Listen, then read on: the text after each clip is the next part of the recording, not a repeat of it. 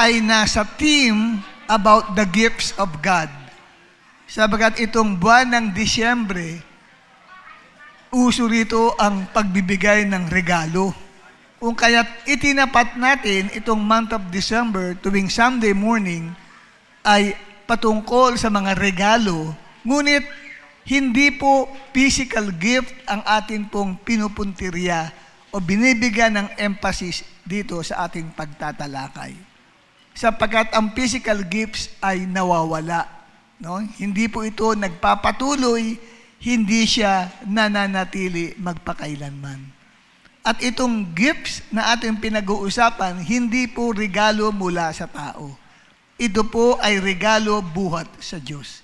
Malaki ang pananagutan kasi ng bawat isang mananampalataya kung hindi niya nare-receive yung regalo buhat sa Diyos. Ikalawa, kung hindi niya nagagamit yung regalong ibinigay sa kanya ng Diyos.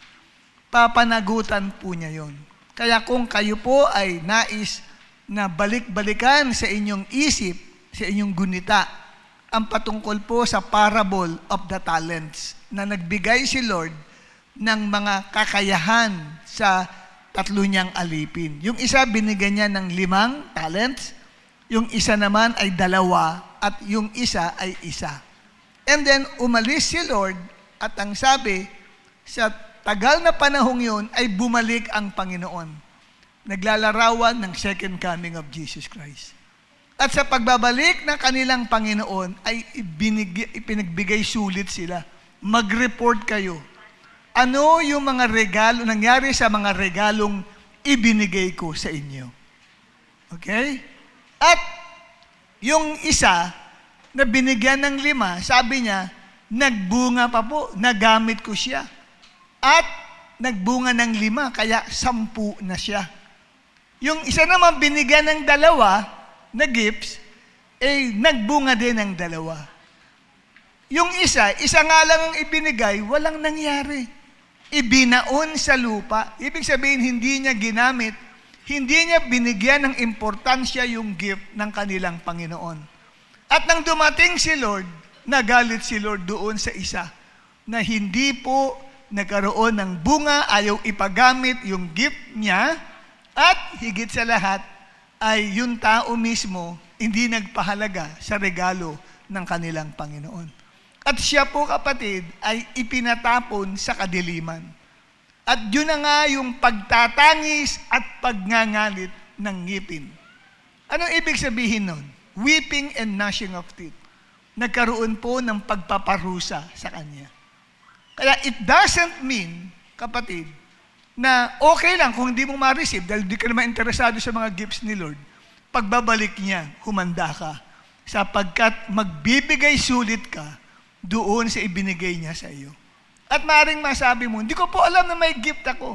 That is your responsibility to discover what is the gift that God has given to you. Responsibility natin tuklasin kung ano yung regalong yun na tinanggap natin sa Panginoon. Kaya importante po itong ating pinag-aaralan ito.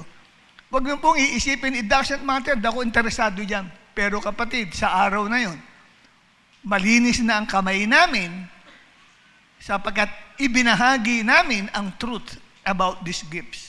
Kaya hindi kami pagsasabihan ni Lord, Perdi, halika rito. Bakit itong mga member ng Radiance ay walang kaalam-alam about the gifts? Lord, alam niyo naman, pinangaral ko po yan. Hindi lang ho sila interesado. Maaring matigas lang ang puso nila o backslider ang heart nila at wala silang interest doon sa gift. Ang interest nila, yung regalong matatanggap sa ninong at ninang nila. Interesado sila sa mga gifts na pwede nilang ma-receive sa Pasko. Pero hindi po sila interesado sa gifts na pinipreach ko, Lord. O di siyempre, mawawala yung blame sa akin. Ikaw ngayon, haharap ka sa Lord. At sasabihin sa'yo, ako yung nagbibigay ng regalo, ako ang binaliwala mo. Kasi maski sa literal, sa natural. Di ba pag yung binigay na regalo sa iyo ng isang tao, hindi mo pinahalagahan. Hindi importante sa iyo yung isang tao. Di ba? Yung nagbigay ng gift.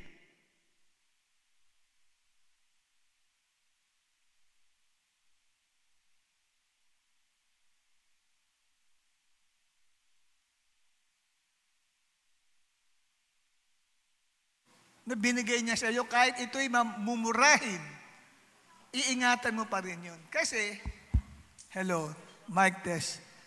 Kasi, importante sa iyo yung giver eh. Ganito rin.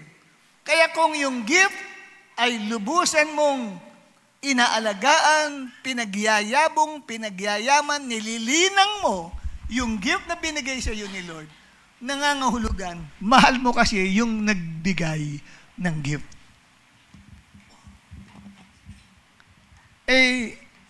Sa totoo lang, malapit na pong dumating ang Panginoon. Ewan ko lang kung napanood nyo sa YouTube. Kinover, ongoing pala ngayon ang construction ng temple sa Jerusalem. Nagkakaroon ng reconstruction ng temple. Nasa hula sa Bible na yung Antichrist papasok sa templo, sabi ni Paul. Ngayon, ang templo ay nasira at nawasak na yan during 70 AD. Noong panahon ni General Titus, lumusob sila sa Jerusalem, pinagwawasak nila ang templo. Kaya hanggang ngayon, walang templo sa Jerusalem. Tapos nasa Bible, in the last days, si Antichrist ay papasok sa templo. Paano siya papasok kung hindi mo na mare-restored ang templo? Ngayon po, kapatid, ay ongoing ang construction ng temple sa Jerusalem. So, ibig sabihin, kaya nga doon sa YouTube na pinanood ko, nalalapit na ang pagbabalik ng Panginoon at ang paglitaw ng Antichrist. Pag lumitaw ang Antichrist, kapatid, dito makikilala ang tunay na Christian. Sino yung sa cellphone na yun? Nag-ano na yun? Pakipatay lang po. Nakaka-disturb. Okay, baka may emergency na call sa inyo. At namatay na ang pusa nyo. Okay. Yan. Kaya mahalaga ang bagay na ating pinag-uusapan. Ngayon, about the gifts of God, tinalakay natin yung mga gifts na inihanda ng Diyos sa bawat mananampalataya. Pinag-aralan natin about the gift of salvation. Tinanggap niyo yan. Baka hindi mo pa alam na meron ka niyan, gift of salvation. Na-receive mo yan by faith. Okay? Libre po yan, walang bayad. Ikalawa, the gift of eternal life. Meron ka rin yan, baka hindi mo alam na meron ka niyan. Okay? Ikatlo, the gift of righteousness. Kaya ikaw, pag tumingin ng Diyos sa'yo, ang tingin sa'yo ng Diyos, bagamat makasalanan ka, araw-araw ka nagkakasala, matuwid ka. Because of your faith, you were justified. Sabi ng Romans 5 verse 1. Yun ang gift of righteousness. Ikaapat, the gift of the Holy Spirit. Kailangan mo yan sa pagsiserve mo kay Lord. Kapangyarihan ng Espiritu Santo, baptism in the Holy Spirit, na wag mong papayagan na bigyan dumating si Lord, di mo na-receive yan. Naku, pag pagwiwikaan ka ng Panginoon, ewan ka lang kung ano mangyayari sa iyo pag pinagwikaan ka ng Panginoon. Di ba? At ikalima na pinag-usapan natin last Sunday is about the 9 spiritual gifts of the Holy Spirit. Ito raw ay dinidistribute ng Holy Spirit as He determines. Kailangan pala na nagmamanifest sa yan. Hindi po pwedeng attendee ka ng church at baliwala sa iyo, wala kang pakialam sa 9 spiritual gifts ng Holy Spirit. Hindi pwede yun. Kailangan, kapatid, nagmamanifest sa iyo yun. Kung wala, useless kang mananampalataya. Wala kang silbi. Di ba? Sabihin sa iyo, you wicked and lazy servant. Yun ang sinabi dun sa binigyan ng isang kaloob at hindi niya pinahalagahan, hindi niya ginamit sa church, hindi niya ginamit sa kapwa niya mananampalataya o sa ibang tao para ma-bless man lang yung ibang tao. Ang tinawagan siyang wicked and lazy servant. At siya ay ipinatapon dun sa labas sa kadiliman. At yung tao, kapatid, ay halos naghihirap at nagdurusa. Kaya malaga po yan. Ngayon, ang ika-6 na pag-uusapan natin in detail is what we call the 7 grace gifts of God. Yung 7, kasi minadali ko yan nung last Sunday. Pero gusto kong maging malinaw dahil malaki pananagutan ko sa Diyos pag hindi ito malinaw na naibahagi about the 7 grace gifts of God. Aside sa siyam na spiritual gifts ng Holy Spirit na po pwede mong ma-receive, matanggap, ay may another 7 grace gifts na tinatawag. At yan ay mababasa natin sa aklat ng Roma 12, talatang 6 hanggang talatang 8. Ano ang sabi ni Pablo sa mga believers sa Roma? Tumanggap tayo, sabi ni Pablo. Sinama niya ang sarili niya. Tumanggap tayo ng iba't ibang regalo, sabi dito, o kaloob. Ayon sa grace ni Lord, tinagalog yung grace na kagandahang loob ng Diyos. So talagang nagdi-distribute talaga si Father God ng regalo sa bawat mananampalataya. Ano ang sabi ni Pablo? Kaya't gamitin natin. Dapat pala ginagamit yung mga regalo o kaloob na iyan. Importante po na hindi lamang tinanggap mo siya, gagamitin mo siya. Yun ang purpose. At kung ang ating regalo ay pagsasalita ng propesiya mula sa Diyos, magpahayag tayo ayon sa sukat ng ating pananampalataya. Ang una is the gift of prophecy. Yan, binibigay ng Panginoon yan. Ikalawa, kung paglilingkod ang ating kaloob, maglingkod tayo. Ibig sabihin, kung ang gift sa iyo is gift of service, mag-volunteer ka na magpagamit sa church. Kaya ang sabi rito ay, maglingkod tayo. Ibig sabihin, mag-serve ka, magpagamit ka. Mag-volunteer ka. Lalapit ka sa mga namiminuno sa simbahan. Ako po, binigyan ako ng Lord ng gift of service. Gusto ko po magpagamit sa Kanya. Gusto ko mag-serve sa church. At ang sabi, kung ang paglilingkod ang ating kaloob, maglingkod. Yan, malinaw yan. At sumunod, magturo ang tumanggap ng kaloob sa pagtuturo. Ikatlong gift is the gift of teaching.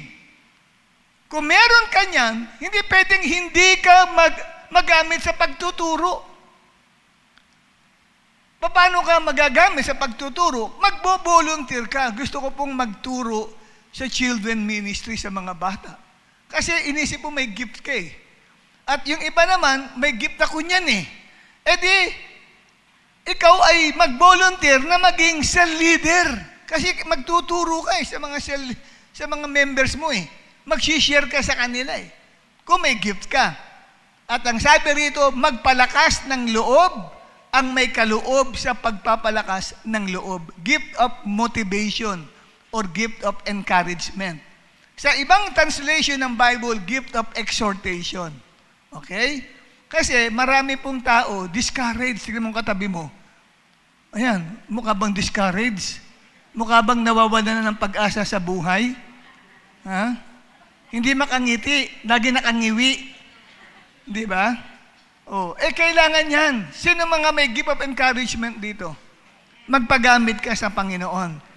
Kung pagbibigay ang inyong kaloob, the gift of giving, magbigay kayo ng buong puso. Yun ang sabi po rito.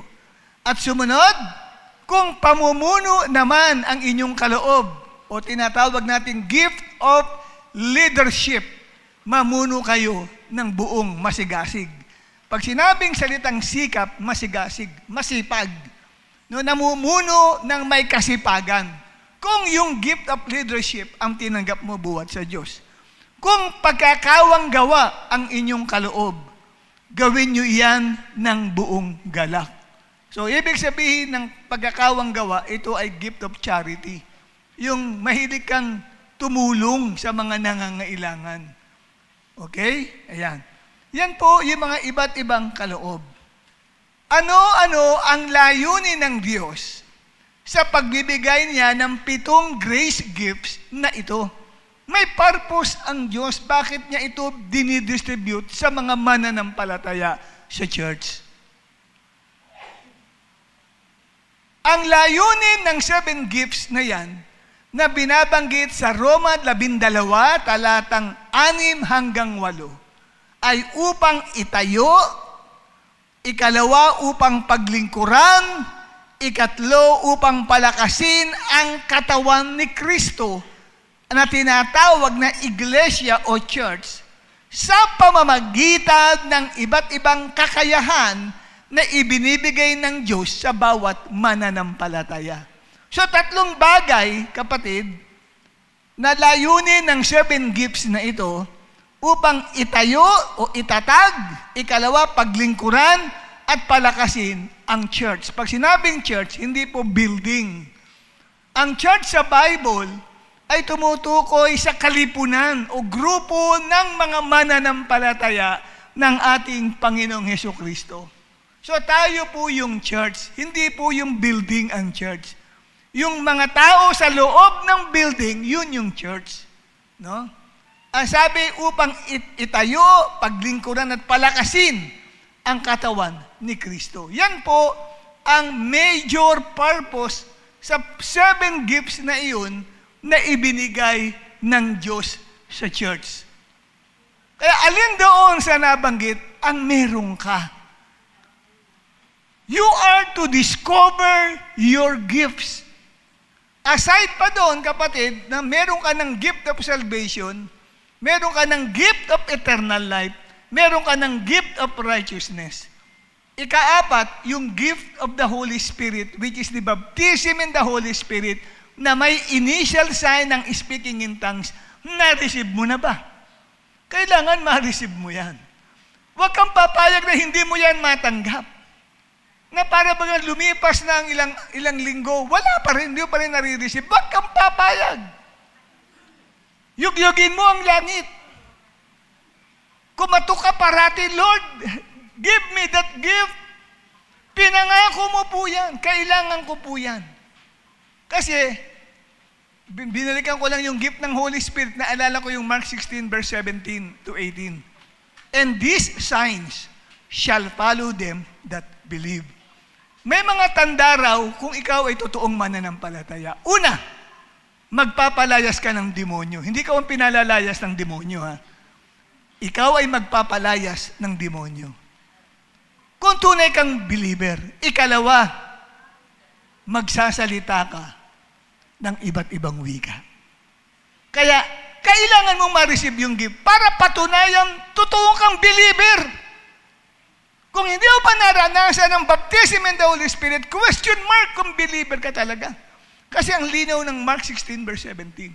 Kaya yun, hingin niyo po yun. Tapos, yung 9 spiritual gifts. Bakit inuna yung gift of the Holy Spirit bago yung 9 spiritual gifts? Kasi pag na-receive mo at naranasan mo ang baptism in the Holy Spirit, yun ang bukas na pintuan para mag-operate sa iyo ang siyam na kaloob na yan. Kasi pag na-receive mo yung gift of the Holy Spirit, kasabay din may matatanggap ka din kung pwede siyam na ibigay sa iyo. O kaya may isa, may dalawa, may tatlo na spiritual gifts of the Holy Spirit. Yung iba nung matanggap nila yung baptism in the Holy Spirit, ano agad ang sumunod na gift na nagmanifest? Sa Acts 19 verse 6, nagprophesy. Nagprophesy. Kaya yun ang pangako ng Panginoon eh. Sa Acts chapter 2, 16 to 18, in the last days, the Lord says that I will pour out my spirit upon all flesh, and your sons and your daughters shall prophesy. Kaya itong propesya na ito, siya po yung binabanggit dito na isa sa mga grace gift. No?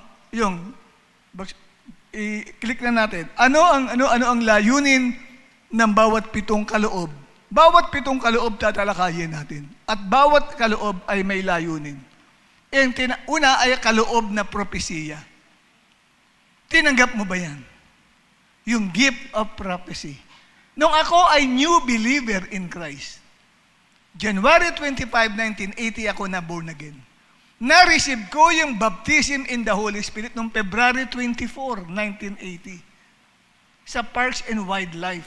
Doon mula sa Luneta, doon daw gagawin ang Bible study, nandun na kami. Ang upuan namin, kapatid, ay damo. Yun ang upuan namin. wala kaming chairs. Nakaupo lang kami sa lupa. Walang pulpit. Nakapaikot lang kami. Mga siguro 100 people ang nandoon.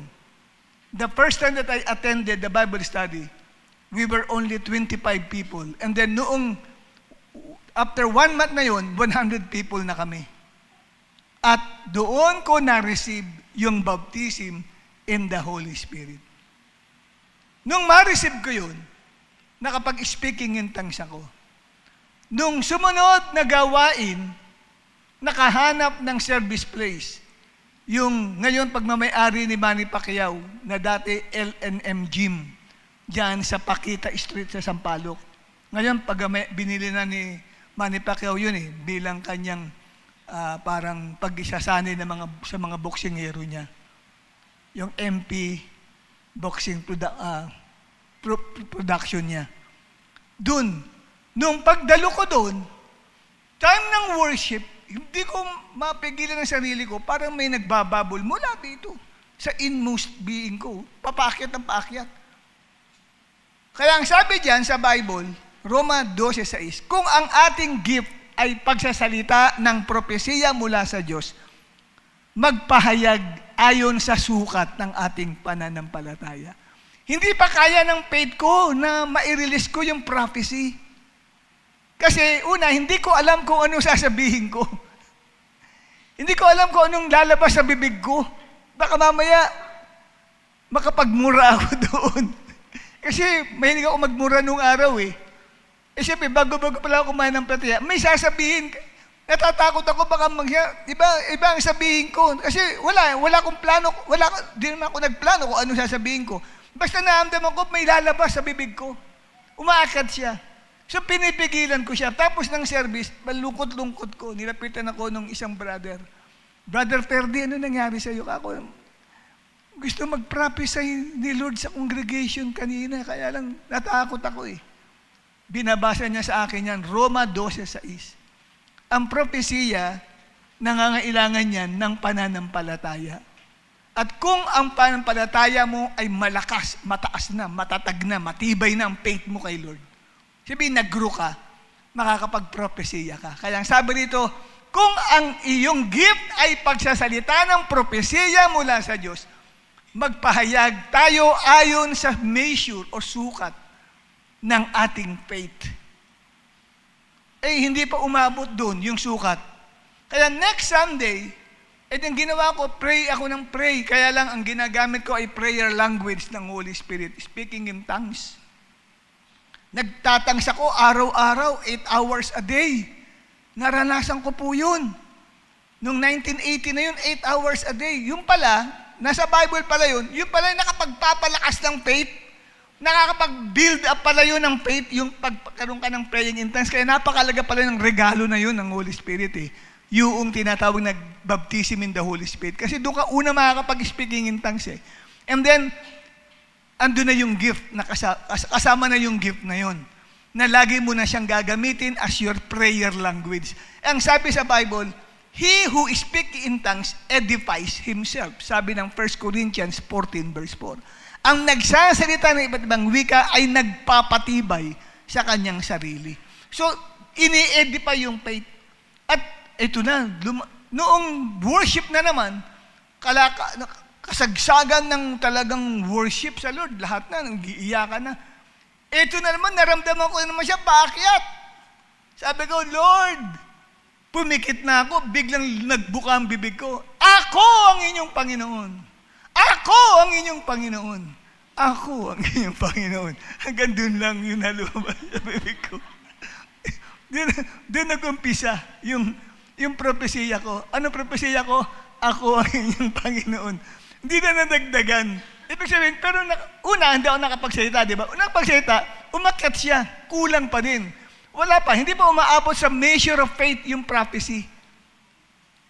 Kasi, siyempre, ako ang inyong Panginoon, may kasunod na yun Hindi ko mabitaw-bitawan. Natatakot na naman ako. Baka mamaya iba naman ang masabi ko. Ako, yun na naman. Praying in tongues na naman uli ako. Praying in tongues. Kahit nasa trabaho ako, nag-speaking in tongues ako. Speaking in tongues ng speaking in tongues. Dumating uli ang linggo, ay sa wakas, naka-breakthrough ako doon. Kasi time na naman uli ng deeper worship, na kung saan kapatid ay nag-iiyakan ang buong congregation. May mga parang hinihimatay, nag-i-slay in the spirit during time ng worship lang yun. Tapos tigil lahat ang instruments. Yung worship leader, wala na. Lumuhod na sa gilid ng pulpit. Hinayaan ng magpulo ang Espiritu ng Panginoon. Na may naramdaman ko na naman siya. Umakit, sabi ko, Lord, help me. Biglang buka na may biglang, ako ang inyong Panginoon. Mga anak, marami sa inyo rito napunta. Ang dami ninyong bigatin sa inyong puso. Bigla po kamong nag-iyakan lalo yung buong kongregasyon. Totoo pala. Ang tanong nila, paano nalaman itong Brother Perdi na ito na ang dami-dami kong bigatin? Yun na. Nagsasalaysay na ako. Naka-break. Pagkatapos nun, ang saya-saya ko. Ibig sabihin, kung nakapagpapropesiya ka, mataas na ang faith mo. Pero kung hindi ka pa nakapagpapropesiya, akala mo napakalakas ng faith mo, wala pa. Maliit lang ang faith mo. Kasi hindi ka nagagamit sa ganung bagay. Faith kasi yan eh. Hindi po pwede yan na gusto mo lang, paplanuhin mo, magka-propesy ako bukas sa church. Susulat mo muna, tapos i-memorize mo yung sasabihin mo. Hindi inihanda yun. Biglang dumarating na lang yun. Kadalasan dumating yung time ng worship. Pag po lalo kung ang kapal ng presence ni God, ay talagang mararanasan mo siya. Ngayon, ano ang propesiya? Ang propesiya ay hindi nagmula sa sariling kalooban o isipan ng tao. So, hindi yan nagmula sa sarili natin. Ang propesiya ay galing sa Diyos at inuudyukan nito ang mga believers na may kaloob nito na magpahayag ng kalooban ng Diyos sa ilalim ng kapangyarihan ng Espiritu Santo. Ang tanong, may gift of prophecy ka ba? Maaring meron ka. Ang problema, kaliit ng faith mo, kailangan palakasin mo yan. At hindi ka makapagpa-prophesy kung hindi ka baptized in the Holy Spirit. Na hindi ka nakakapag-speaking in tongues. It's impossible for you to have that gift. Kasi sa Acts chapter 19 verse 6, nang pinag-pray ni Paul yung mga disciples ni John the Baptist na hindi pa raw nila nare-receive ang Holy Spirit, tinanggap nila. At nag-speaking in tongues sila. And then mamaya, nag-prophesy na. So, ibig sabihin yun, kapatid, kailangan baptize ka in the Holy Spirit, nakapag-speaking in tongues ka, bago ka mag-prophesy. Ang propesya ay napaka-importante sa simbahan ng Panginoon. Mahalaga po yan. No? Ano ang layunin ng gift na yan? Dako tayo sa layunin ng gift of prophecy para alam mo kung meron ka. Una, ang layunin ng gift of prophecy ay ipinapahayag ang kalooban ng Diyos bilang paalala. Pinapaalalahanan niya ang buong kongregasyon at nagbababala, nagbibigay ng warning at nagpapatibay sa bawat mananampalataya. Yun po ang layunin o purpose ng gift of prophecy. Sa 1 Corinthians 14 verse 4, ano ang sabi po dyan? Anyone who speaks in a tongue edifies themselves. Yun ang benepisyo ng nabaptize ka in the Holy Spirit. Kaya, gusto mo ng revival? Mag-praying in tongues ka. Prayer language ka sa kwarto. Mag-prayer language ka ng 4 na oras. Pagtapos nung para kang cellphone na kare-recharge lang. 100% na re-recharge ka. On fire ka uli kay Lord. Okay? Hindi mo makukuha ang revival sa pamagitan ng isang anointed speaker. Wala yun. Personal, mag-speaking, praying in tongues ka kung baptized ka in the Holy Spirit. Kaya nga, gift siya ni Lord eh. Regalo siya sa iyo para ikaw ay manatiling matatag, matibay, lumalakas ang iyong pananampalataya. Hindi ka manatiling nanlalamig at nanghihina at nawawala ng interest para dumalo ng gawain sa Panginoon. Gift nga ni Lord yung regalo, yung walang bayad yun. Bibigyan ka niya ng Holy Spirit. At pag dumating sa'yo, mag-i-speaking in tongues ka, kukuntulin niya ang dila mo. Magsasalita ka ng mga lengguaheng hindi mo naman pinag-aralan at natutunan sa tanang buhay mo. Yun.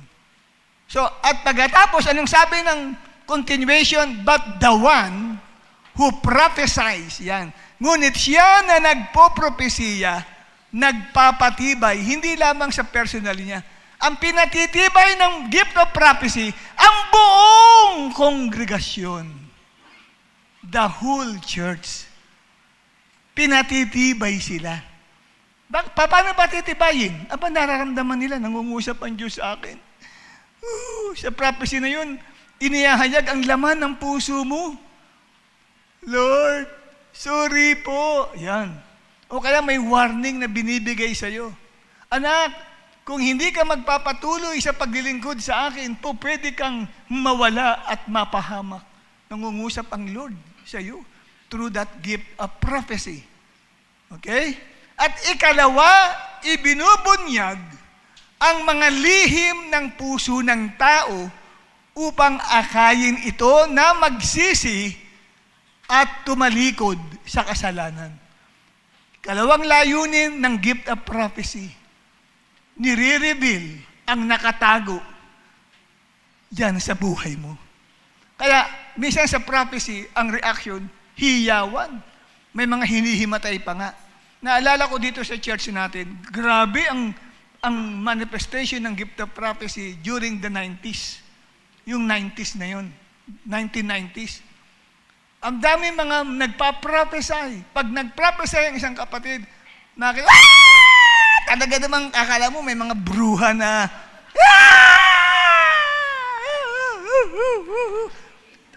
kasi parang siyang sibat na talaga namang tumutusok sa puso yung prophecy na yun. Eh siyempre, yung tao, may lihim na lihim siya. Biglang nabanggit dun sa prophecy yung lihim niya. Sabi niya, oh Lord, sorry po. Marinig mo, patawarin mo ako, Lord. Sumisigaw ng ganun. Ang sarap po na may gift niyan eh.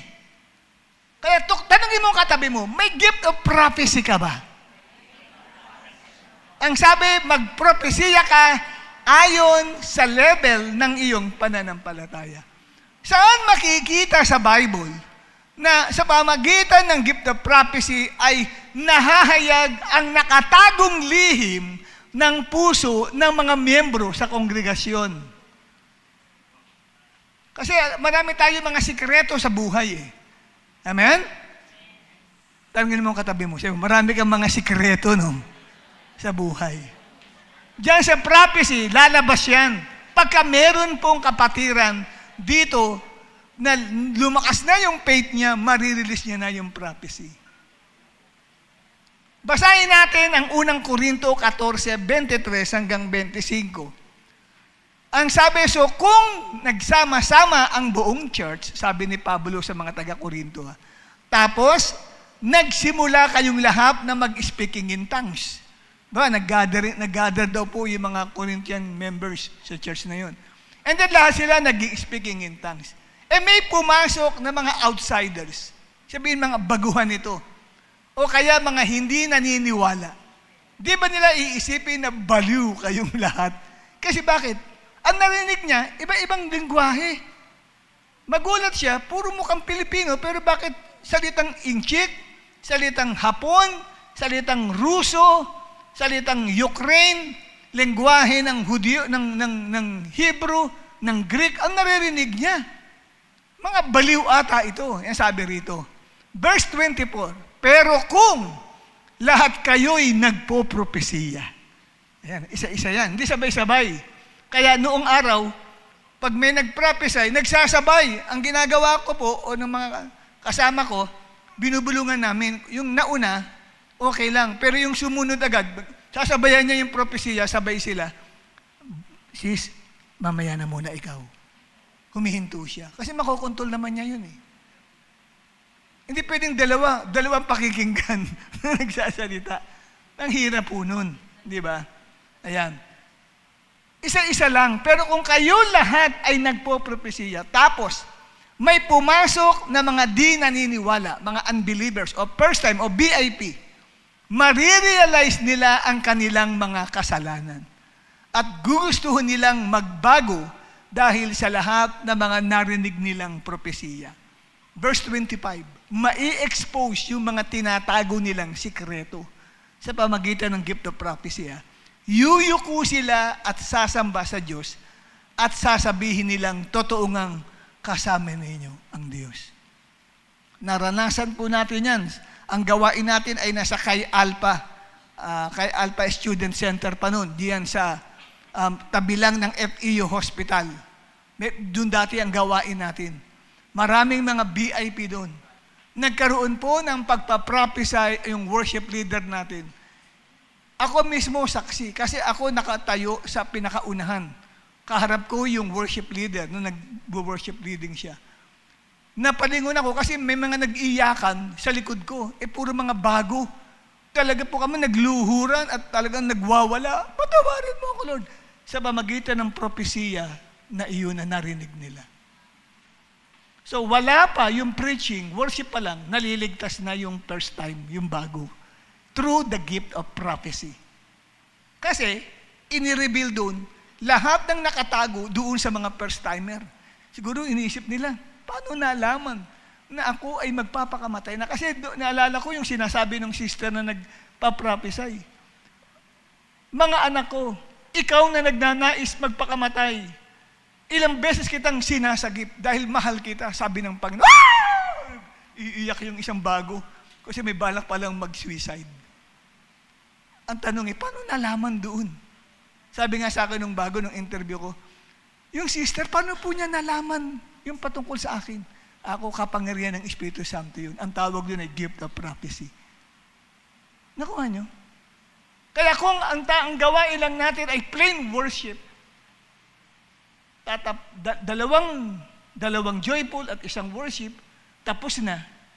Hindi man lang nagsalita ang Holy Spirit to the gift of prophecy. Wala. Baka yung iba sa inyo rito, matuloy yung pagpapakamatay ninyo. Kasi wala, hindi nagsasalita ang Holy Spirit Bakit? Maaring kulang sa faith.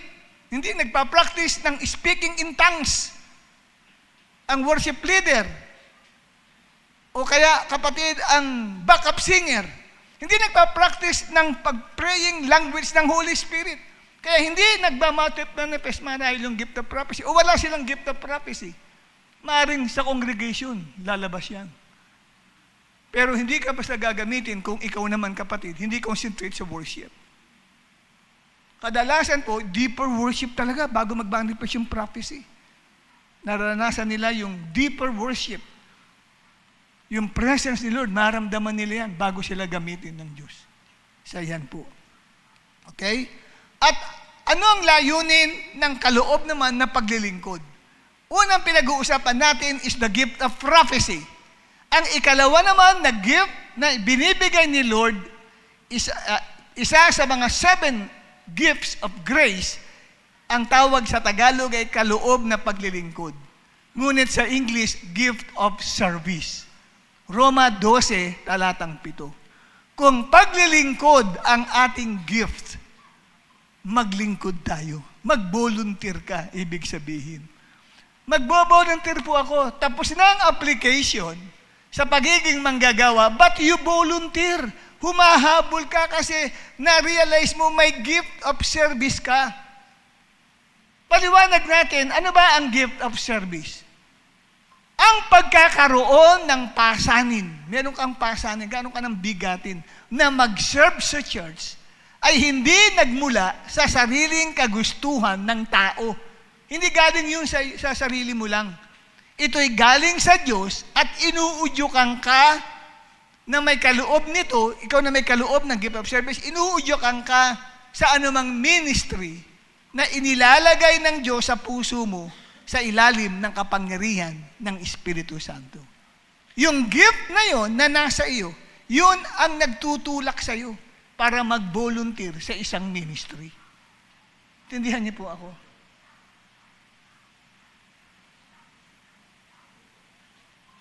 At hindi galing sa iyo yun. Yung pagbabolunteer mo, hindi galing sa iyo yun. Yun ay galing sa Holy Spirit. Ano ang layunin ng gift of service? Una, upang may mag-volunteer para matugunan ang mga practical na pangangailangan ng church. Kasi ang church, si Lord ang may-ari. Siya ang pinuno dito. Hindi kami. Siya yung unseen head. Si Lord Jesus Christ. Church, katawan niya to eh. Ngayon, sa katawan niya, papaano magkakaroon ng success ang isang church kung walang volunteer workers?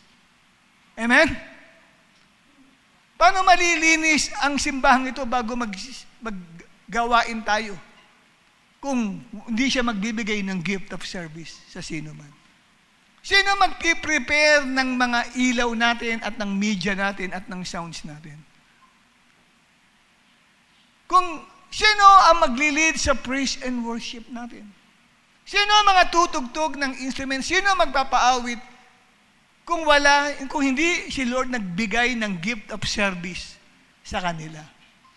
Sino ang mag-i-entertain ng mga kapatid na dumarating para magpaupo, para malagay sa kaayusan ang church? Ang tawag ay usher. Kung walang gift of service. Kaya dito, ang sabi, nagbibigay si Lord ng gift of service para may mag-volunteer, matugunan ang mga praktikal na pangangailangan ng simbahan para mapanatiling malinis ang bahay ng Diyos. Kailangan may naglilinis dyan upang may mag-aasikaso sa mga pumapasok sa church worship, upang may mag-provide ng screen sa atin, sounds, lights during praise and worship, upang may manguna sa pag-awit at pagtugtog ng instruments at marami pang iba. Ang tawag dun, sila na may gift of service. Kasi pag meron ka niyan, hindi ka hahanap ng bayad. Magbabolunteer po ako pero 1.5 po ang bayad sa akin. Walang ganong may gift of service na binabayaran ka. Gusto mo babayaran ka sa ginagawa mo. Kadalasan, yung may gift of service, sacrificial po yun. Amen? Hindi sila nababayaran kasi joy nila yung magpagamit sa Panginoon eh. Kasi gift yun, hahanapin sa iyo ni Lord yun. At baka magulat ka na lang. Pag dumating si Lord, tatawagin ka sa dami na billions of Christians, tinuturo ka ni Lord, come here. Lapit ka naman. Sabi ni Lord sa iyo, binigyan kita ng gift of service. Nasyak ka pa. Meron ako. Ginamit mo ba? Hindi po eh. Attendee lang po ako pag linggo. Taga-upo lang po ako. Ang gamit ko lang, taga-dagdag sa attendance. Taga-pagdagdag sa attendance. Pag 101 ka sa attendance. Pag wiwikaan ka ng Panginoon, sabi sa'yo, wala kang silbi. Di ba? Nako, ang dami mag-iiyakan pagdating ng Panginoon. Kasi nagugulat sila. May gift pala binigay si Lord sa kanila. At ikalawang layunin ng gift of service ay upang ipakita ang pananampalataya at pag-ibig sa Diyos sa pamamagitan ng gawa, hindi lang ng salita. Ulitin natin, upang ipakita ang pananampalataya at pag-ibig sa Diyos sa pamamagitan ng gawa, hindi lang ng salita. So yung gift of service ay ginagamit ng Panginoong Diyos, ng Holy Spirit, upang yung faith ng isang believer ay hindi lamang po sa salita lang na may faith siya kay Lord. Ang sabi ng James 2:26, patay ang pananampalatayang walang kasamang gawa. May faith ako kay Lord. O sige, edi mag-volunteer ka, paggamit ka kay Lord. Ay, hindi ko magagawa. Hindi niya magagawa. Hindi ko magagawa kasi madami kong apong inaalagaan.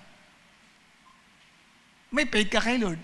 Kung pag may faith ka, alam mo, maaayos mo yan. Pwede mo mapagsabay ang apo mo. Kasi hindi naman araw-araw nasa simbahan ka. Araw-araw kasama mo yung apo mo. Pero araw-araw ba, 24 o 24/7 ba nasa church ka? Hindi po.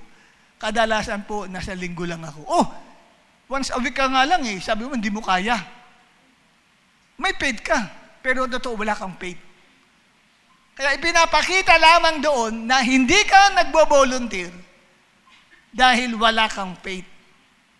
Pero kung ikaw ay may gift of service, tiyak may faith ka. Magbo-volunteer ka para kay Lord. Amen? Kasi patay ang pananampalatayang walang kasamang gawa. Mahal na mahal kita, Panginoon. Mag-volunteer po kayo. Ay, wala akong time. Pero mahal na mahal daw niya si Lord. Sabi ni Lord, sinungaling ka, hindi totoo yan. Pakita mo ang pagmamahal mo sa Diyos. Mag-volunteer ka bilang manggagawa ng Diyos. At tuklasin mo, ano ba yung merong gift ka? O, gift of service. Pero anong particular yung gift na meron ka? Nag-apply ka sa dance ministry. Parehong kaliwa naman ang paa mo. Paano yun? Pinatesting, pasayawin ka. Hindi ka marunong sumayaw, para kang tuod. Hindi ka dyan. Tuklasin mo kung saan ka pwede nababagay. Yun po, kapatid. Kasi, ipagsusulit mo sa Diyos yan eh. Hindi ako nagbibiro sa inyo. Kayo, kapatid, ay haharap sa Diyos upang ipagsulit yung gift na binigay sa iyo. General term yung gift of service eh. Ito yung pagkakaroon ng pasanin. Gusto kong magamit ako ni Lord. Hindi ako nasasapatan, parang may kulang. Pag umaten ako ng Sunday service, parang may kulang. Alam mo kung anong kulang? Mag-volunteer ka na magpagamit. Baka yun ang kulang sa'yo, kaya ka nanlalamig. Kasi pag ginagamit mo yung gift mo, hindi ka manlalamig sa paglilingkod sa Diyos eh. Ginagamit mo siya eh. Amen? Hindi yung attendee ka lang ng church, wala nang ibang layunin. Tagadagdag ka lang sa attendance. Ikatlo, ano-ano ang layunin ng bawat 7 kaloob? Ang ikatlong kaloob ay kaloob na pagtuturo, gift of teaching. Ano ang sabi ni Pablo? Magturo ang tumanggap ng kaloob sa pagtuturo. Mag-volunteer ka na magturo. Okay, ang paliwanag yan, ang pagkakaroon ng hangarin na magturo sa mga taong inaalagaan niya ay hindi nagmula sa sariling kagustuhan mismo ng tao. Ito'y galing sa Diyos at inuudyukan siya nito na magpagamit sa pagdidisciple sa iba para lumago sa spiritual niyang buhay. Pagtuturo, alam niyo po, kung ikaw ay binigyan ng Lord ng taong aalagaan, imposibleng hindi ka niya binigyan ng gift of teaching. Kasi hindi ka naman makakakuha ng tao para alagaan mo kung hindi ibibigay sa iyo ng Diyos yun.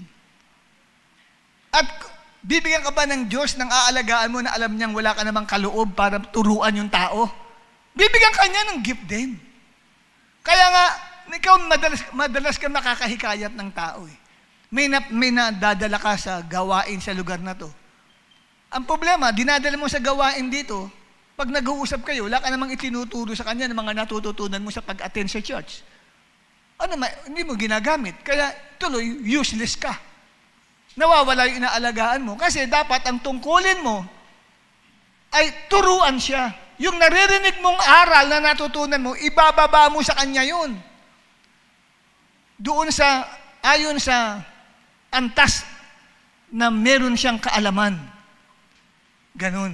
Ibig sabihin, kung may narinig ka, medyo malalim-lalim sa akin, bababawan mo ng pag-share dun sa tao. Kasi, hindi pa niya maunawaan pagka malalim ang pagkaka-explain mo sa kanya. Yan po, kapatid. Alam niyo po, yung mga nagdi-disciple, hindi ka pwedeng bigyan ng Lord ng i-disciple mo kung hindi ka bibigyan ng gift of teaching. Kasi parte ng discipleship, ang pagtuturo, Mateo 28, talatang 19 hanggang 20. Nariyan po yan, mga minamahal. Ayan basahin natin. Kaya humayo kayo sa lahat ng mga lahi at gawin silang mga alagad ko, bautismuhan nyo sila sa pangalan ng Ama at ng Anak at ng Banal na Espiritu. Verse 20, turuan nyo silang sumunod sa lahat ng iniutos ko. So, paano paggawa ng alagad? Babautismuhan nyo sila. At ikalawa, tuturuan nyo sila. Yung baptism ng water, tumutukoy sa commitment yun. Kailangan surrender nila ang buhay nila kay Christ. Ganun ang pag-aakay mo doon sa dinidisciple mo eh. at turuan mong sumunod sa Diyos. So, parte ng discipleship, yung pagtuturo at bibigyan ka ng Diyos ng gift niyan. Ano ang layunin ng pagbibigay ng Diyos ng gift of teaching? Una, upang maipaliwanag ang salita ng Diyos ng tama. Maipaliwanag ang salita ng Diyos ng tama. Ikalawa, upang patatagin ang pananampalataya ng tao. I-build mo yung faith ng tao. Ikatlo, para protektahan ang church laban sa maling aral. Yun ang purpose, pagbibigay ng Lord ng gift of teaching. Kaya yung may gift of teaching, kung meron kang gift niyan, seryosong mag-aaral ka ng Bible. You are a serious student of the Bible. Meron bang may gift of teaching, di naman nagbabasa ng Bible araw-araw? Laging cellphone ang hawak? Walang ganun. Ang taong may gift of teaching, mahilig hawakan lagi ang Bible. At mahilig siyang magbasa. At pag yan nag-aral sa Bible School, katulad ng church natin, meron tayong Radiant Bible School, tinatapos niya ng kanyang pag-aaral. Di nagdadrop yan. Bakit nagdadrop? Walang gift of teaching yan. Tapos magdi-disciple. Hindi mo magdi-disciple, wala kang gift of teaching. Paano mo naman nalaman? Tamad kang umattend ng Bible School eh. At gusto mo na agad mag-drop eh. Kasi ang may gift of teaching, mahilig mag-aral. Tama po ba ako? Kaya nga may gift siya ng teaching eh. Ano ituturo mo? Hindi ka naman nag-aaral. Di ba? Tamad kang mag-aral. Ay, tuturo mo. Pagbuka ng bibig mo, hangin. Lumalabas. Walang awanti power niya. Wala siyang power. Kasi bakit? Walang salita eh. Walang natututunan eh. Amen po ba? Kaya may mga taong nagmamalaki, may gift of teaching daw sila. Tinignan ko yung attendance sa Bible School, hindi naman nagdadadalo. Hindi totoo yun. Sinungaling siya. Ang may gift of teaching, naku po, pag sinabing may rin tayong Bible School, naku, interesado yan. At pag once a week lang ang pag-aaral, pero bagamat once a week, pero Lunes hanggang, kung Friday siya, Lunes hanggang Friday, pinag-aaralan niya ang previous lesson. Mini-memorize niya. Ang sabi, ang purpose, para protektahan ng church laban sa maling aral. Tinuturo sa Bible School ang iba't ibang faith. Ang faith ng Iglesia ni Cristo, ano bang paniniwala nila, paano ito sasalagin. Ikalawa, yung Jehovah's Witnesses, pinag-aaralan natin yan. Yung Seventh-day Adventist, yung faith, ano ba mga paniniwala ng Seventh-day Adventist? Paano mo pabubulaanan ang mga aral nila? At marami pang iba, Jehovah's Witnesses, pinag-aralan din po yan. Dapat minememorize yan ng estudyante. Kung may gift of teaching siya. Pero kung wala, dumaan lang dito, lumabas sa ilong. Dumaan sa tenga, lumabas sa ilong yung kaalaman, wala siyang gift of teaching. Kasi ang may gift of teaching, kaya nga may gift, kakayahan ng Diyos yun eh. Ino-absorb niya lahat yun. Tapos, pinag-aaralan niya and then ibababa niya sa dinidisciple niya. Halika, pag-uusapan natin ang mga doktrina at aral ng Seventh-day Adventist. Alam mo bang paniniwala nila ganito? Pero sabi ng Bible, ganyan. Tumitibay yung tao. Kung imbitahan siya ng Seventh-day Adventist, hindi basta makukuha ng Seventh-day yan. Bakit? May discipler na nagtuturo na may gift of teaching. Nakuha niyo, kapatid. Uy, kalibit yung mga katabi, magising ka pa ba? Amen po ba?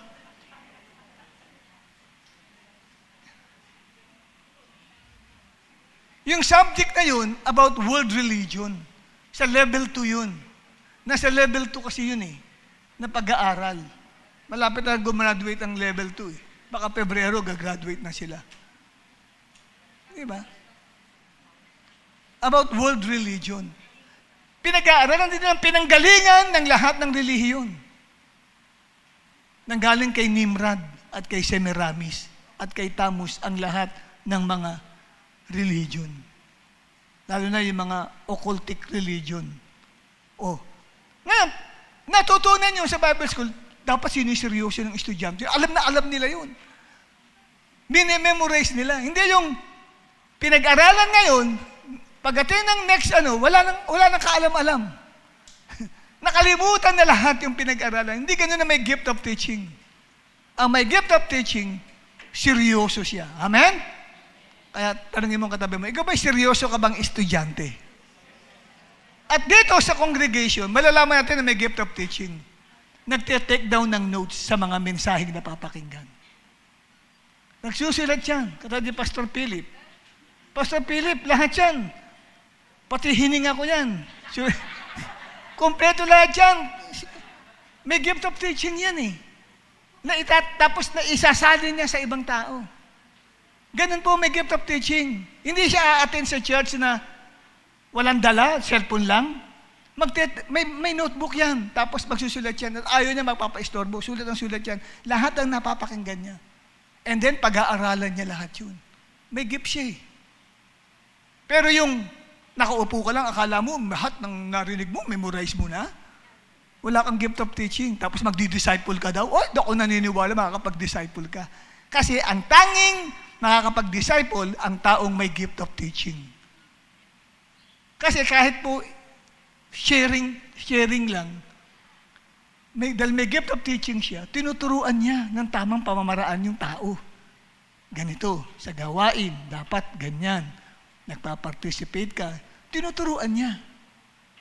At madalas yung gift of teaching, mahilig yan sa mga three points. Number 1, number 2, number 3. Ganon. Ano sila? Logical order pag nagturo po yan. Okay?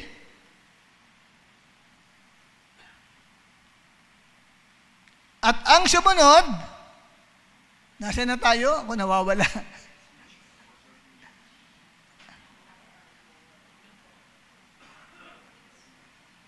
Kaloob na pagpapalakas ng loob. Yun, kapatid. Gift of exhortation sa ibang translation ng English. Sa iba naman, gift of motivation or motivational gift. Roma 12:8. Ito sa Tagalog, magpalakas ng loob ang may kaloob sa pagpapalakas ng loob. Tinawag din niyang gift of encouragement. Ang pagkakaroon ng gift of encouragement ay hindi nagmula sa sarili ng tao. Pag sinabi niya, ito, magaling mag-encourage to, akala natin magaling siya, sarili lang niya yun. Hindi, galing sa Diyos yung regalo yun ng Diyos sa kanya. Pag may kausap kang tao, lagi na lang siyang positive. Kaya mo yan, kapatid. Magagawa mo yan.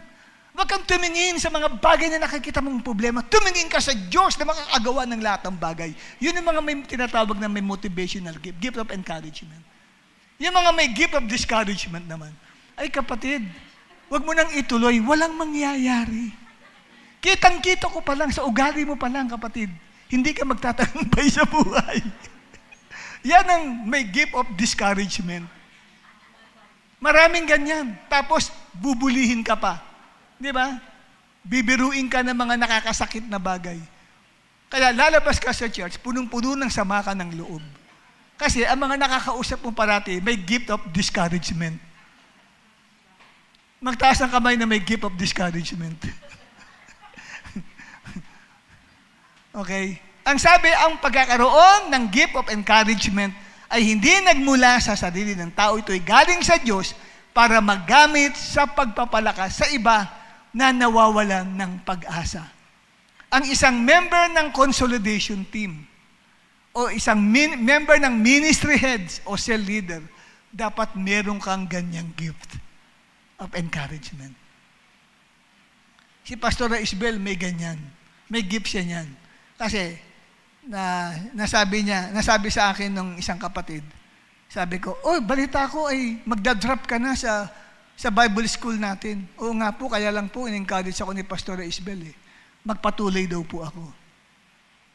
Meron siyang gift of encouragement. Ganun. Yung gift na yun galing sa Diyos. May isa naman ako nakausap, bakit hindi hihinto ka na sa paglilingkod sa Diyos? Opo, kasi sabi ng isang brother, wala raw akong pag-asa eh. Yun naman na may gift of discouragement. Anong gift meron ka? Tanungin mga katabi mo, anong gift meron ka? Encouragement o discouragement? Di ba? Yan. Ano ang layunin nito pong gift na ito? Una, palakasin ang loob ng nanghihina. Kung may gift ka niyan na galing sa Diyos, pinalalakas ang loob mo. Unang Tesalonica 5, talatang 14. Paalalahanan ninyo ang mga magugulo. Palakasin ang loob ng mga nanghihina. Tulungan ang mahihina, maging matiisin sa lahat. So, iniisip ni Pablo rito, lahat halos ng believer sa Thessalonica ay may gift of encouragement. Dapat tayo lahat meron ganyan. Amen? Ikalawa, parang yung mga nakararanas ng pambubuli sa church ay mapalakas. Akala ko ang pambubuli nangyayari lang sa school. Meron din pala sa church. Kasi may isang lumapit sa akin dati na isang kapatid eh. Sabi niya, Pastor, tulungan mo ako. Parang gusto ko nang huminto sa paglilingkod sa Diyos. Ayoko nang umattend sa church. Bakit? Kasi po, lagi akong nabubuli. Eh, sino yung mga bumubuli sa'yo? Si ganito po. Si ganyan. Si ganon. In-encourage ko siya. Sabi ko, huwag kang tumingin sa ganyan. Tinetes ka lang marahil ng Panginoon kung hanggang saan ang iyong pagtitiis. Ang sabi ng Bible, sa iyong pagtitiis, maliligtas ka. Mateo 24, talatang 14 ata yun. In-encourage ko yung tao. Salamat. Ngayon, nandito siya sa gawain sa Panginoon. Di ba? Pero kung ako may gift of discouragement, eh kapatid, dapat lang talagang ibuli ka. Tama silang lahat. Eh yung taong discouraged na, sige po, pagpapakamatay na lang yan. Ganun eh. Okay? Kaya dapat tayo ay merong ganyan. Ang may gift of encouragement ay hindi nagsasalita ng mga birong nakakasakit o nakaka-offend sa kapwa. Hindi siya nagbibiro na nakaka-offend o nakakasakit sa kapwa niya. Yung may gift of encouragement. Yung ganoong taong palabiro na nakakasakit, yung biro niya, may gift of discouragement. Pero yung may gift of encouragement, ay siya po kapatid, ay hindi mo mariringgan na nagbibiro ng nakakasakit sa puso ng tao. Kasi yung may gift of discouragement, ang dami niya sa church, may gift of discouragement. Ang tawag sa kanila ay toxic, mga lason sa simbahan niya. Buti na lang si Lord, alam niya yun eh. Kaya alam niya, marami sa simbahan na may mga gift of discouragement. Kaya kailangan merong mga mananampataya din sa church na yan, mag-encourage doon sa mga na-offend ng mga may gift of discouragement. Amen? Magtaas ang kamay ng mga may gift of encouragement. Ayun, marami pala. Amen. At ikatlo, tumulong sa espiritual na paglago ng isang mananampalataya. Ang encouragement ay nagbibigay lakas upang magtiwala pa rin sa Diyos kahit may pagsubok. Yun po encouragement. Ang encouragement ay parang spiritual fuel. Nagpapasigla ng buhay spiritual. Nabibigyan ng bagong hangarin na magpagamit muli o dumalo muli sa gawain. Sino sa inyo, dahil may nakausap kayong isang kapatiran, kaya kayo nakabalik sa gawain. Nakaranas kayo. Yung kumausap sa inyo, may gift of encouragement.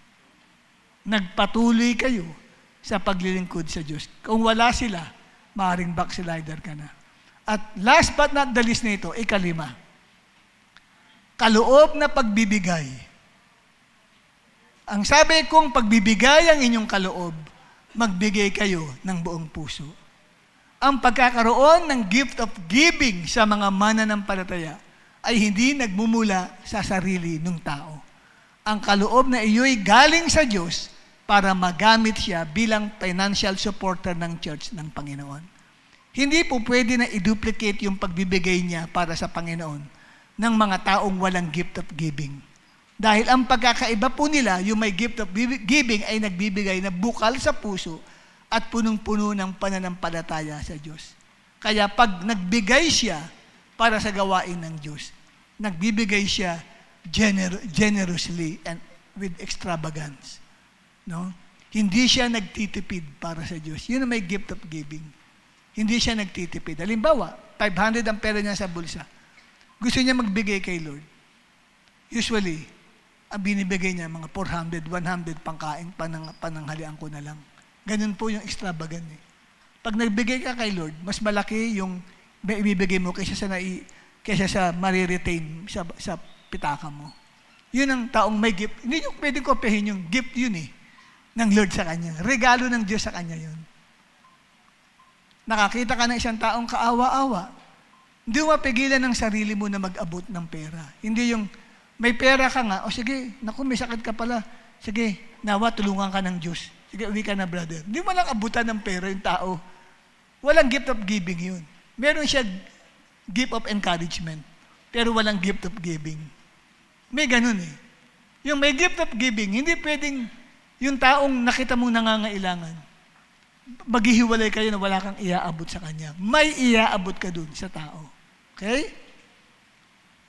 Anong layunin ng may gift na binibigyan ng Diyos ng gift of giving ng mga mananampalataya para tumulong sa pangangailangan ng church?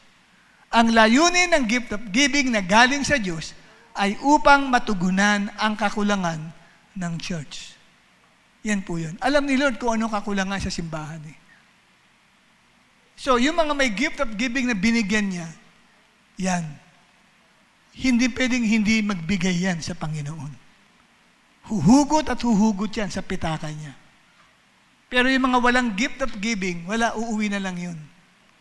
At hindi magbibigay yun. Kukuha ng tithes envelope pero walang ilalagay. At pupunta sa harapan, ihuhulog yung tithes envelope, kunyari nagbigay siya. Walang gift of giving yung ganun. Kahit malaki ang sahod niya. Pero yung may gift of giving, yan ang ginagawang financial supporter ng ating Diyos.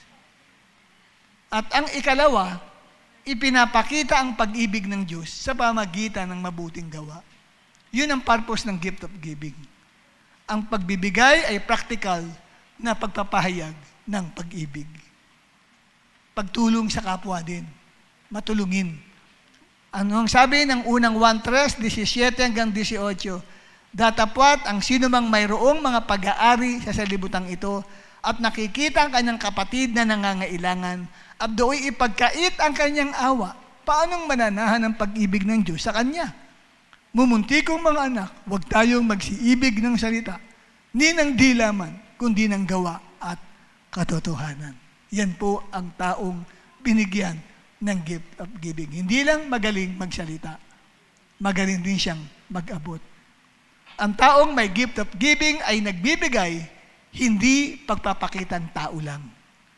Ikalawa, ang taong may gift of giving ay nagbibigay nang walang hinihintay na kapalit. O ito tinulungan kita, susunod balang araw tutulungan mo rin ako. Walang ganun. Hindi ka naghihintay ng kapalit. At ikatlo, ang taong may gift of giving ay nagbibigay na hindi napipilitan, kundi bukal, tapat, at masaya ang kanyang puso sa pagbibigay. Yun ang taong may gift of giving. Kaya, wag ho kayong mag-iisip ng iba na buti pa ito, ang laki na binibigay sa Lord. Diba, listahan ng mga tithes and offerings. May gift of giving yung tao eh. Makita mo yung tao, zero, walang binibigay. Maaaring wala siyang gift. Kasi kung may gift ang gift kasi nag-ooperate yan sa puso ng isang mananampalataya. Ano yan eh? Abilidad ng Diyos yan, God's ability. Hindi mo kayang tapatan yung may gift of giving. Hindi mo kayang tapatan yun. Dahil yun, talagang gift niya yun eh. Kaloob niya yun, regalo ng Diyos sa kanya yun eh. Pag nagbigay talaga kay Lord yan, magugulat ka, mas malaki pa sa binibigay mo. At magulat ka, may pangangailangan yung tao, pero malaki binibigay niya. Ako naman may pangangailangan, di maliit lang ibibigay ko. Huwag mo ikumpara ang sarili mo sa ibang tao. Sa iyong pagbibigay, don't compare yourself. Kasi hindi mo alam, may gift of giving yung tao. Ikaw, wala eh. Hindi ka nabigyan ni Lord noon. Hindi ka ginawang financial supporter. Kasi yung ginagawang financial supporter ng Lord, yun ang pinayayaman. Yung mga may gift of giving, yun ang binibigyan pa ng Diyos ng mas maraming pera. Para may maibigay. Amen? Kasi galing sa Diyos yung gift eh. So kung ikaw ay ginawa niyang financial supporter, gagawin ka niyang millionaire o billionaire. Tama ba ako? Siyempre, gagawin ka niyang financial support, wala ka naman maibibigay. Puro kasi pangako. Sa makalawa, magbibigay ako. Dumating yung makalawa, wala nangyari. Di ba? Hindi ganun. Kaya nga, yung mga may gift of giving, yan ang pinayayaman. Basahin ninyo yung 7,700 illustrations. Yung unang-unang multi-billionaire sa buong mundo, si John Rockefeller. Bata pa lang yung giver na kay Lord. Umaaten sila sa isang Baptist church. Yung unang sentimong tinanggap niya sa mami niya, ibinigay niya sa gawain sa Lord. Nagulat yung mami niya. Where's the money that I gave to you? Sabi niya, I put there at the offering box. Bata pa lang. Kaya naging multi-billionaire, giver kasi. Maski yung may-ari po ng Colgate, si William Colgate, giver din. Financial supporter, may gift of giving sila, pinayayaman ng Diyos ang may gift of giving. At hindi pinagkukulang ng Diyos yan. Kasi para mag-operate yung gift, may gift ka nga, wala ka namang pera. Si Lord, di ba, pwede ba yun? Bigyan ka ng gift of giving, wala ka naman ibibigay. Siyempre, payayamanin ka ni Lord para patuloy kang nagsusupport sa church at sa mga kapatirang nangangailangan. Amen? Yung may gift of giving, naghahanap yan. Sino sa inyo walang pamasahe pa uwi ngayon? Yung may gift of giving, may alam akong ganun sa isang congregation. Binigay sa pastor ang sulat, paki-announce po, lahat po ng walang pamasahe, lumapit po sa akin, doon po sa pintuan ng simbahan. Ina-announce mismo sa congregation, dumalapit na, binaabutan ng pampamasahe. May gift of giving. Kasi, multi-millionaire yung ali. Pinayaman ni Lord kasi may gift of giving nga sa church. Tapos magugulat na lang may bagong aircon. Galing din dun sa kanya. Gift of giving eh.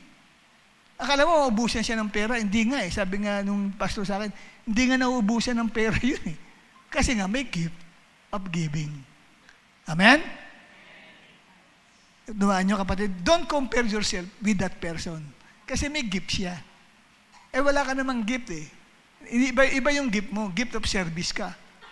Okay yun. Eh wala naman siyang gift of service. Kaya hindi mo siya makikita na naglilinis sa simbahan. Ang gift niya, supporter siya sa pangangailangan. Yun ang gift niya eh.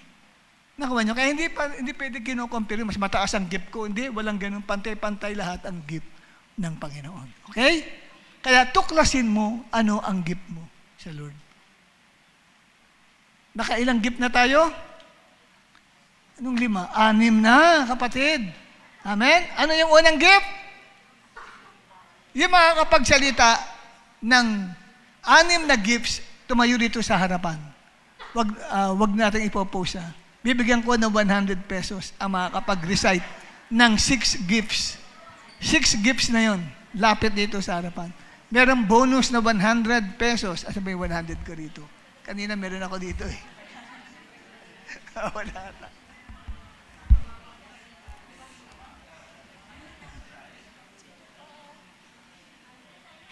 Sige, tayo. 6 gifts. Nakalimutan na ninyo? Nasa 6 na gifts pa lang po tayo. Yung 7, 8, 9, 10, sa next na lang natin yun. Marami po kasing gifts sa Bible na binabanggit patungkol sa believer. Pag-uusapan natin sa susunod ng isang gift, gift of celibacy. Yung bang gift na tinawag ka talaga ng Diyos, na hindi ka mag-aasawa, masaya ka sa buhay. Gift din yun. Alam niyo ba yun? Yung pagiging matandang dalaga, isang regalo din ng Diyos yun sa isang tao. Pag-uusapan natin yan sa mga next Sunday. Nasa Bible po eh. Yung gift na yun. Okay? Wala makapag-recite? Naku. 6 gifts? O, halika rito, Sister Marisa. Yung premyo mo, kunin mo sa akin mamaya dyan sa church office. Hindi pa nag-reset, premyo na agad ang hinaan. Ang unang kaloob po ay Hindi, halika ito. Harap ka sa mga tao para makita nila ang mukha mo yan. Ang unang kaloob po ng pagpapropesiya Ang pangalawa po ay pagtuturo, paglilingkod, pagbibigay. Teka muna, iba ang tinatanong ko. Yung di ba, na pang-anim na itong gift na ito na tinatalakay ko. Yung next, noong nakarang lang ang linggo, ano yung mga gifts na yon? Yung 9 gifts. Oo. Yung 9 gifts po. Hindi 9 gifts. Isa lang yon. Isa lang yun, yung 9 gifts, di ba? Hindi po yung gift ngayon na pinag-uusapan. 7 gifts to eh. Di ba? O, nabanggit ko na. Yung ika-anim is the 7 gifts. Gifts of grace. Ito yung ika-anim, di ba? 7 gifts of grace. Yung ika-5, ika-4, ika-3. Yung kaninang bin-breakdown ko, bago ako nag-preach, nag-introduction ako. Di ba? Mula sa gift na yon hanggang dating tayo ngayon sa ika-6, the gifts of grace. O the grace gift of, the 7 grace gift of the Holy Spirit, of God. Ganun. Sige. Hindi po yung pinalalakay ngayon ng mga may gift na 7 yun. Pero ito po, ika-6 mula sa umpisa. Yung meron tayo, di ba? Example ko lang, gift of salvation. Ganon. Yan po yun. Okay, sige, pasensya na, tayo po ay nag-overtime. Tumayo na lang po tayong lahat, mga kapatid. Magtatagal tayo doon sa pag-review sa mga gifts.